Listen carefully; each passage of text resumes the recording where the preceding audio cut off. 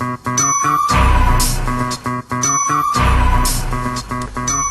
so long ago we talked about vertical jumping form, and we released a video showing Spud Webb and Vince Carter and how they jump off 2 feet and how to use your last step to set up for the jump and your entire body to get more elevation out of your jump. And there was a huge response from that, and I got lots of testimonials about people who went out to their driveway or went to the court and added another 2 to 4 inches to their vertical pretty quickly. And I also got a lot of questions about how exactly that's going to work with one leg jumping and how to use those same techniques for one leg jumping. And so this video is going to address one leg jumping, and it's partly in preparation for the update I'm making to the manual that's taking a little longer than expected. I'm sorry about that.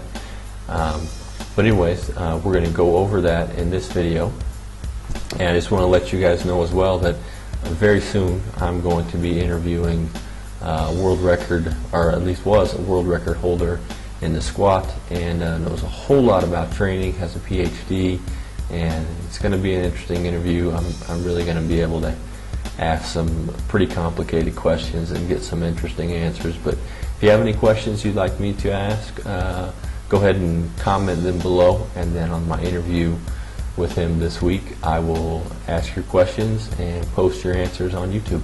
Thank you. In a lot of sports, long jump, triple jump, high jump, shot put, discus, javelin, they talk about how to use the last step to increase your momentum, set up for a jump or a throw, and to get all your power into the movement.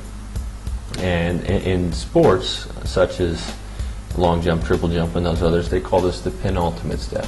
And the penultimate just means that it's going to be the next to the last step. And so each technique is going to be a little different, and the technique that you use for a takeoff in basketball is going to probably be most like a long jump or high jump.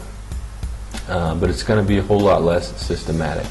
You know, when you're a long jumper, you know exactly how many steps you're going to take before you jump.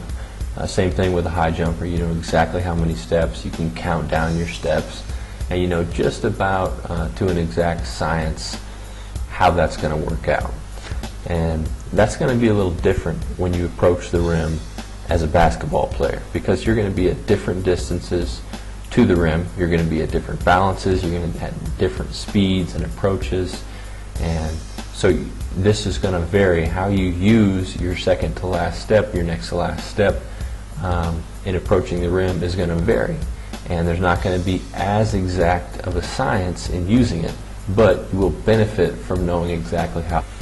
Now, if you haven't seen my prior videos, I would go check them out. It's the one with Spud Webb. I think Spud Webb's on the cover, or no, there's a leg and there's a couple circles around the leg. That's the one that you need to watch. That's going to give you some background information on this video. But the premise is going to be more or less the same. When you're going down the court, if you're, let's say you had a breakaway, you're all alone, what you're going to want to do is it's going to be the second to last step that's going to be slightly longer. You want to keep your body perpendicular to the floor, and you're not going to want to lean backwards or forwards too much, and you're going to elongate that last step. Now, how much longer that's going to be is going to depend on how close to the rim you are, because it's going to depend on at what point you want to reach your highest point. For instance, if you're going to dunk from the free throw line, it's going to be different than if you're going to want to do a layup and do a quick one-handed dunk or something like that. Basically, the closer you are to the rim, the longer step you're going to want to take. And so you're going to elongate that last step, and then your very last step, which is going to launch you, is going to be very quick. So you're going to be taking a rather steady pace to the rim. You don't want to go too fast that you can't control the steps. Take a long step followed by a very quick step. It's going to sound a little bit like this. So it's going to go fairly rhythmic, and then a longer step and immediately following it, there's going to be a quick step. And I'm going to show you videos of people doing it and how much longer their steps are. Okay, at the same time, you've taken your long step and then you immediately follow with this short step, which is going to launch you into the air. So if you're launching off your left foot, you're going to make a long left to right foot stride, and then your right to left is going to be very quick into an explosion. Okay, so let's take a look at Vince Carter in high school dunking from the free throw line. There it is. Now, not sure if you were able to notice, but let's take a look at his next to last step, which is the red line. Notice how much longer it is than his last step. So he steps off his left leg, hits that right, and then quickly back down with the left to jump. Watch it in slow-mo again. Long right, quicker left, and then he's up in the air. Okay, let's take a look at how a world-class long jumper is going to exaggerate this. High speeds. Watch the end. Okay, it's going pretty quick, so it's hard to see. Let's slow it down. Now watch this last step coming up, and then the quick. See, that second to last step is very long, and then the last step is very short. Okay, let's watch it one more time.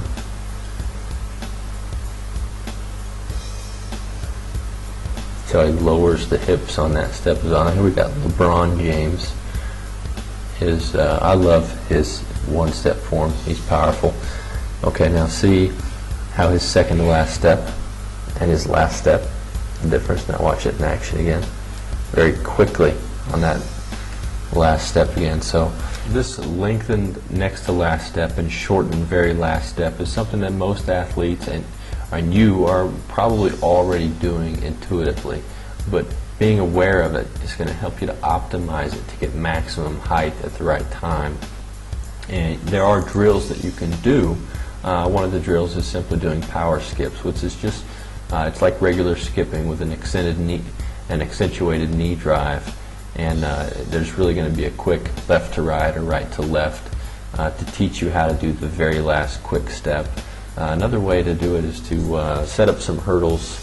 You can set up anywhere from 4 to 8 hurdles, and you need that spacing just enough so that you can get a quick 1-2 step and get over the next hurdle. So you're going to jump the hurdle 1-2, jump up to the next hurdle, and eventually I'll make you some videos for that. I'm in Morocco right now. I'm not sure I'm going to have any hurdles, but soon I hope to show you some videos, and there will definitely be some videos for that drill in the jump manual.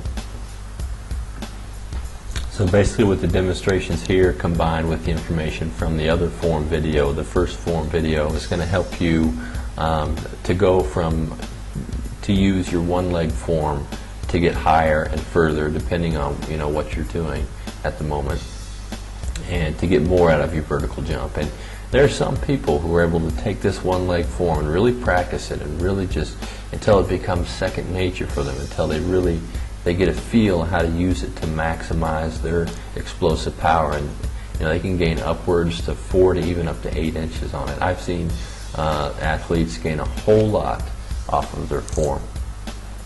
So I hope you're able to use this. Another thing that you want to do is we talked about synaptic facilitation in another video, and how maximum jumping every day is going to help you build that skill. This is something you can put into your warm-ups or into your everyday activation to perfect your form and perfect how well you jump off of one leg. Because it's one thing to be able to jump off 2 or 1 alone, but if you can perfect both forms, you're going to be a lot more versatile as far as if you get that one step on your defender, you're going to be able to take off with one leg and get higher and take it to the hole. So anyways, I hope this helps you out. Leave me any feedback and rate my video, please. Thanks very much. Bye-bye.